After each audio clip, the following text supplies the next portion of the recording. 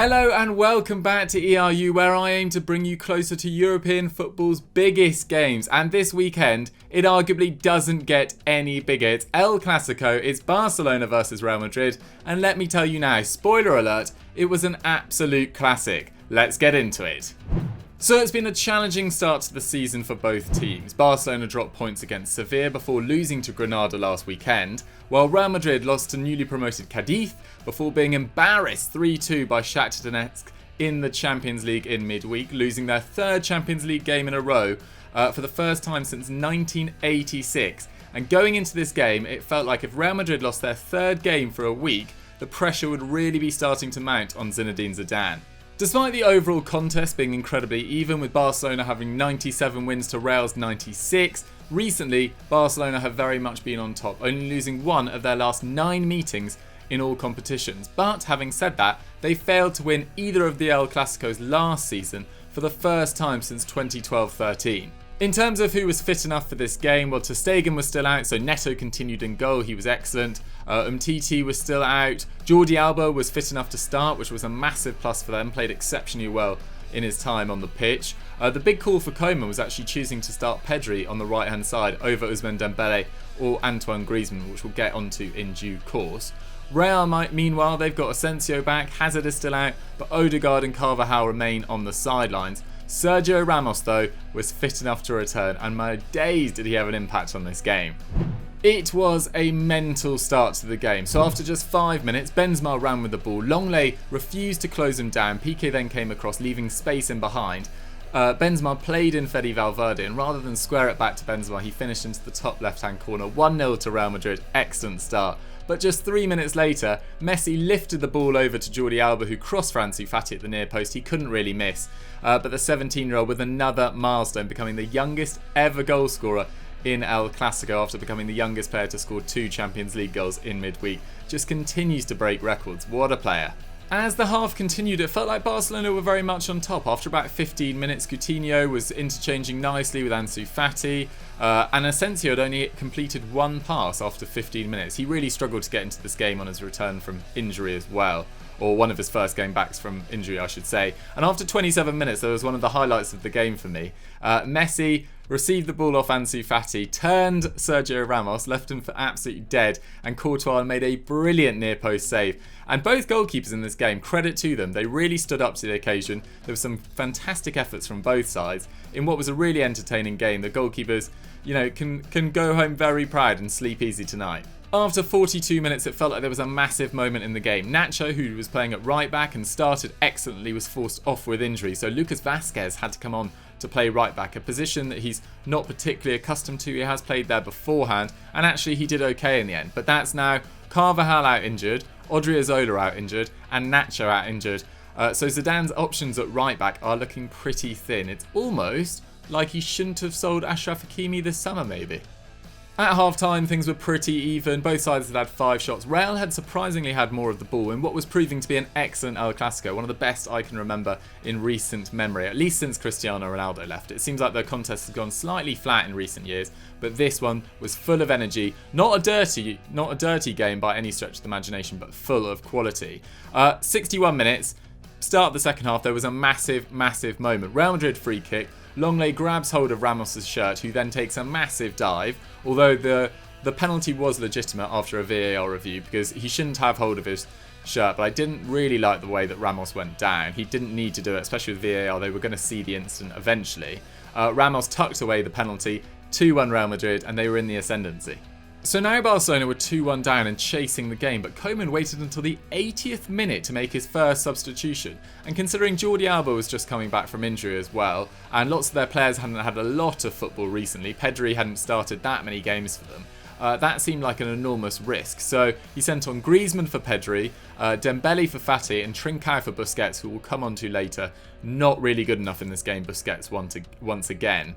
But in the final few minutes, Real broke. Neto came off his line to smother Vinicius' shot, but the ball broke to Rodrigo. And rather than try and go for goal himself, he squared to Modric really unselfishly. He shimmied and finished into the far corner with the outside of his boot. Real Madrid 3, Barcelona 1, and the game was done. Fantastic victory for Real Madrid. In terms of key performers, there were really excellent performers on both sides of the divide, really. I thought it was a really high quality game. I thought there was really high quality moments. Some of the choices of passing was excellent. It was very even. I think the scoreline probably doesn't really reflect that, and the shots, which I'll get onto later, certainly don't reflect that either. But Barcelona certainly had their moments. Real Madrid looked shaky at times. Barcelona looked shaky at times. It was really even like that. But key performers, Fede Valverde definitely deserves a shout out. Definitely not one of the most graceful footballers I've ever seen, but makes such a difference to that Real Madrid midfield, I should say, alongside Casemiro and Kroos in this game. I thought he was excellent. The way he covers the ground, his commitment to the cause, he's always excellent. 4 tackles and interceptions in this game, 1 aerial duel, 1 shot. And Sergio Dest continues his fantastic start to life in Barcelona. He's been played out of position in the last few weeks at left back, but he was excellent on the right hand side of the back four here. For his first El Clasico, he looked nerveless in the to the max. He was a cool cucumber in this. Completed 3 tackles, 5 dribbles, created a chance as well, 95% pass accuracy. What a start for the young Dutch American at the Camp Nou. And really, when the decision was Max Aarons or Sergio Dest for Ronald Koeman and Barcelona this summer, I'm so glad they went for Sergio Dest. Max Aarons still got a lot of developing to do, but Sergio Dest, what a start, what a game from him. Ansu Fati deserves a shout out as well. Once again, Barcelona's key forward in this game, playing more centrally than actually we've seen him recently, and could have got more goals as well. There was a moment in the first half where Coutinho failed to play him in. Coutinho a little bit off colour in this game. Looks a little bit, not as harsh as Graham Hunter was being in commentary though. Wow, he was absolutely nailing him. But no, I thought Coutinho just seemed to lack a little bit of confidence to try things, which is quite rare from him. But Ansu Fati was excellent. 3 tackles and interceptions, 1 dribble, 2 key passes, 2 shots. But man of the match in a game of... There was a lot of players that played well, but no probably outstanding player. But I'm going to give it to Sergio Ramos. I thought he was excellent, to be fair. 6 tackles and interceptions from him, 3 aerial duels, 95% pass accuracy, 4 shots, 1 goal. As I was saying on Continental Club this week, it's weird with Real Madrid and Benzema and Ramos. They can't leave them out the side, even though they need to start to look to the future, because the drop-off is so massive. So Sergio Ramos back into the starting lineup after missing that Shakhtar Donetsk humbling. Was excellent in this game, makes such a difference, makes Varane look so much more assured as well. What a performance from him, and he'll be delighted with the 3 points. In terms of one thing you missed, well, as I said earlier, I thought it was interesting that Koeman waited so long to introduce Griezmann and Ousmane Dembele. They now feel like they're sort of 4th and 5th choice wingers there, with Trincao and Pedri maybe going ahead of them, particularly in Dembele's case at least. Pedri, don't want to hammer him too much because it was his first El Clasico, but didn't look his confident himself. He played so well in midweek against Ferencvaros as well. But in his 80 minutes, he completed 1 dribble and failed to create a chance, and only completed 31 passes, I should say. Griezmann has had injury issues, but he really doesn't look himself at the moment. 5 games played this term.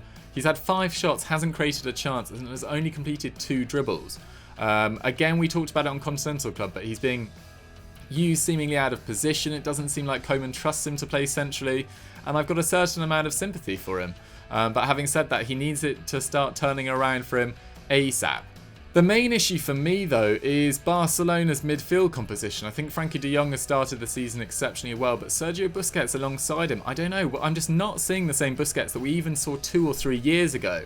Yes, he's now 32, but he just doesn't look anywhere near the same player. He's always just a little bit off the pace, I would say. He can't keep up with play in the same way. He doesn't seem to read the players well. Obviously, he's still tied in possession, but in this game, 2 tackles, 0 interceptions, 0 dribbles, 0 aerial duels won, and his tackle and interceptions numbers have fallen from 4.8 per 90 2 years ago to just 3.8 this term, which doesn't really paint the whole picture because his pressures, his pressure regains, if you look at his stats, they still look solid, but to watch Busquets, it's a bit of a shame. It's just not the Busquets we know and love. I don't know, Barcelona fans do agree with that verdict.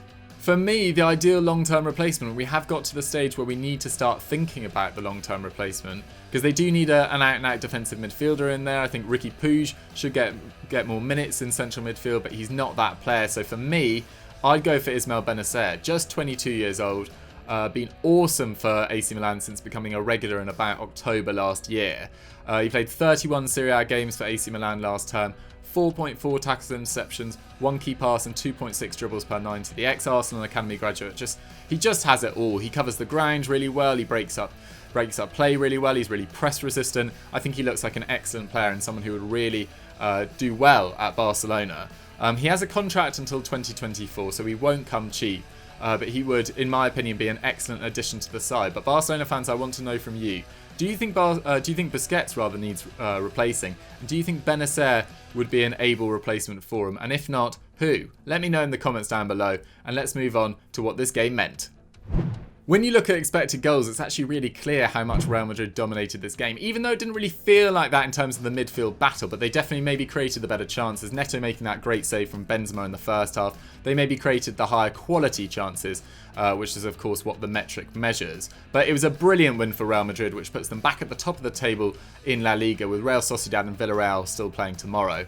And it increases Zidane's incredible record at the Camp Nou. He's now gone 6 games unbeaten there, with 3 wins and 3 draws. And only legendary manager Miguel Munoz has won more El Clasicos away from home for Madrid than him. So well done Zizou, as the pressure was starting to rise. We all know what the Madrid press is like, and he's just quieting that down for a couple of weeks at least with this dominant performance. For Barcelona, this was a devastating result. Not necessarily a devastating performance, because I think there was definitely some positives, not least Ansu Fati's performance. Messi still not quite probably at his best, but Sergio Dest played well. Piqué and Longley played particularly well. Jordi Alba was a great addition on the left-hand side, so it's not all doom and gloom.